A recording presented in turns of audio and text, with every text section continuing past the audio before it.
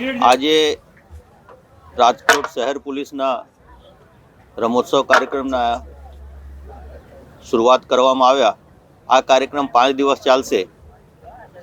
અત્યારે કોઈ બંદોબસ્ત વગર નહીં હતા। આ જોઈને આ ટાઈમ પીરિયડને આપણે પસંદ કર્યા હતા।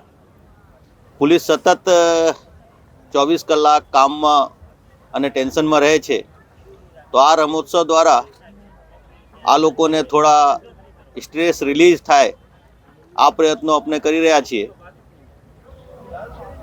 આમાં ટીમ સ્પિરિટ અને મેન્ટલ અને ફિઝિકલ હેલ્થ આ બધા બાબતોને આવરી લઈને આપણે જે રૂટીન પરેડ કરીએ છીએ, પરેડ પછી આપણે ગેમ્સ રમીએ છીએ। અને રાજકોટ શહેર પોલીસના ટીમ જે છે આમાં સારા સારા ખેલાડીઓ છે। ડીજીપી કપ ને જ્યારે ટુર્નામેન્ટો થાય તો આમાં હોકીના જ્યારે ટુર્નામેન્ટ થયા તો આપણા શહેર પોલીસના પુરુષના ટીમ પ્રથમ નંબર ઉપર આવ્યા। બાસ્કેટબોલ ટુર્નામેન્ટમાં મહિલાના ટીમ પ્રથમ નંબર ઉપર આવ્યા।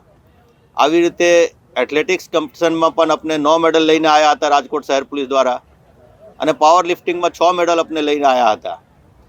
તો આ ખેલાડીઓ અહીંયા પ્રેક્ટિસ કરે, આમાંથી જે ખેલાડીઓ સિલેક્શન થાય આ સ્ટેટ લેવલ ઉપર અને પછી નેશનલ લેવલ ઉપર જે પોલીસના સ્પોર્ટ્સ થાય છે આમાં ભાગ લઈને આ ગુજરાત પોલીસના નામ રોશન કરે આ પ્રયાસ, અને ખાસ તો કરીને આપણે આ બધા હળીમળીને એક પરિવાર ભાવથી રહે આ પ્રયાસથી આ આયોજન કરવામાં આવેલ છે।